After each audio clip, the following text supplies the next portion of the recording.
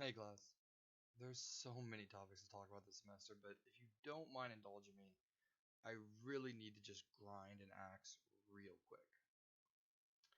Christopher Columbus was really bad at math, and sometimes historians can really mess up the record. So, if you don't mind, I'm going to spend the next few minutes talking about how bad at math Mr. Columbus really was, and a little bit about a man named Washington Irving. So, Washington Irving is a man who lived in New York from 1783 to 1859. You probably actually know his work even if you don't know him. He wrote Rip Van Winkle, and more famously, he wrote The Legend of Sleepy Hollow.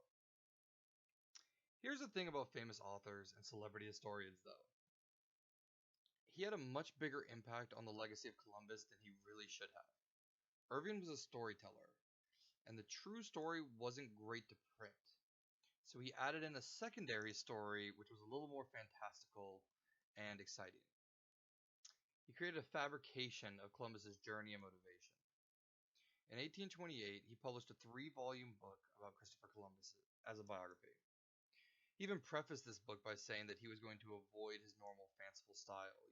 Yet, in this story, he painted Columbus as a brave entrepreneur who challenged the norms of the day.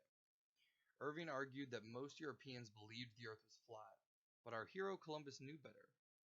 And he'd capitalize on this knowledge by teaching the world the truth of a spherical planet and discover a passage to Asia.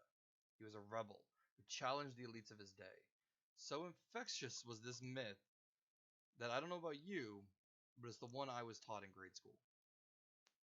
However, that's not quite what actually happened, or really why Columbus set sail. See, Christopher Columbus was born the son of a Genoese weaver. His father was something of a jack of all trades. He was a weaver by trade, but he also set up a side hustle as a cheese maker and eventually opened his own tavern and sold wine. However, later in life, his father fell into financial troubles sometime in the late 1470s, but he was bailed out by his sons Christopher and Bartholomew. His two sons had found themselves were quite talented sailors and navigators. And during this time, Christopher became a merchant marine for the Portuguese, beginning in about 1476. And while in this position, he began to study maps, and he came to a conclusion which few others agreed with. You see, he looked at maps of the world and saw that around the coast of Africa and all the way to Southeast Asia and Japan, there was this great opportunity if someone could find a passage to the east. And he thought he noticed something that other people had just somehow missed. See, he knew the world was a sphere, as most people at the time did. And if it is a sphere, then Southeast Asia must lie off the edge of the map's left side. However, he assumed it was just off the edge of the map. And in 1484, he was granted an audience to appeal to King John II of Portugal for funding for this voyage across the ocean. King John said no. John said no for two reasons. The first was Portugal had no need for a passage to the east. It already controlled the oceans around Africa, India, and most of Asia. But the second reason, and it was the real deal breaker here, was that Columbus was convinced that Japan was only about 3,000 miles west of the Canaries off the coast of Africa. And for the record, for any of you who aren't experts in geography, as you can see here, Japan is actually about 12,000 miles away, meaning Columbus was trying to plan a trip thinking it was a quarter of the trip it actually was. Imagine trying to drive somewhere with a quarter the tank of gas you'll need to get there. Now imagine trying to sail around the world with a quarter the food and water you'll need to survive. John said no, because his advisors were good at geometry. Columbus would try to hawk this same deal to France, England, and eventually Spain, all of whom respectfully declined, refusing to waste the absurd amount of money such a wasted voyage would take, as they knew their ships would lie at the bottom of the ocean after their people had run out of stores and food on this impossible journey. Because you see, what was happening was larger than just Columbus's prediction.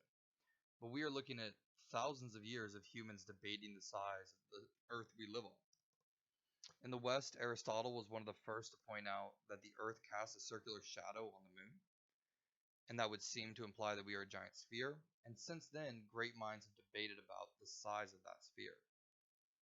By the 1400s, people were split among a few major opinions. Perhaps the most popular was a man named Eratosthenes, who argued that because the sun was directly over a well um, in a town called Saina, um, that cast no shadow on noon on June 21st, a legend he had learned from the locals, that on that same day, if he observed a well in Alexandria, about 680 miles north, he could measure the degree of the shadow to determine the actual arc of the Earth's bend, and in doing so, predict the size of the Earth. So, his estimations came to an Earth circumference of about 28,000 miles. And for those of you who don't know, the Earth's actual circumference is around 25,000 miles. So while he was still off, he was actually pretty accurate for the day. There was also the Greek Posidonius, who used parallax of a star at two different locations, and the Caliph of Baghdad al-Mamun, who had sent out surveyors to compare measurements of two different points, north and south, to calculate the radius of the Earth. Both of these methods were a couple of thousand miles off the Earth's actual circumference, but we're all pretty close. So let's compare these calculations, which range from about 3,000 miles bigger than the Earth to about 2,000, 3,000 miles smaller than the Earth, to Columbus's attempt at this problem.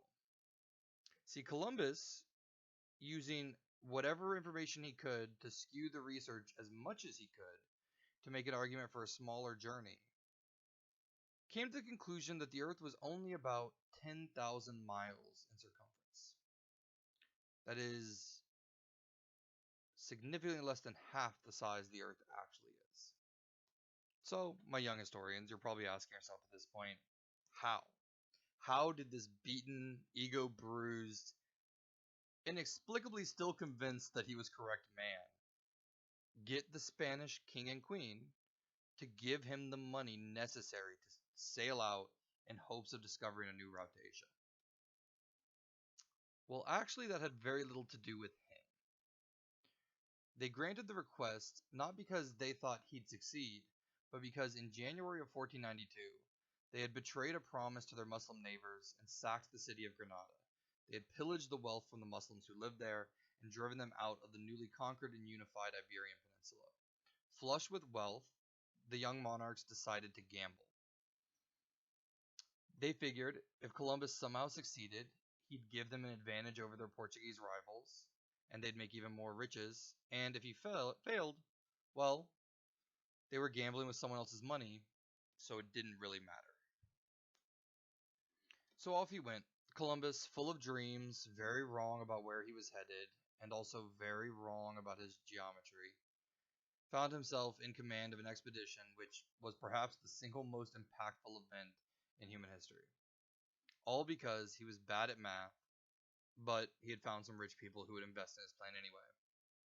And just to bring my rant full circle, if it hadn't been for Irving's lies about Columbus's motivations, the myth of people believing the Earth was flat in the 1400s wouldn't have persisted. And if that hadn't happened, maybe there wouldn't be so many people trying to convince me on YouTube that the sphere we all live on is actually a disc thrown by a giant or something. I don't know. I don't really pay attention to those people. But anyway, thank you for listening. I look forward to your discussions.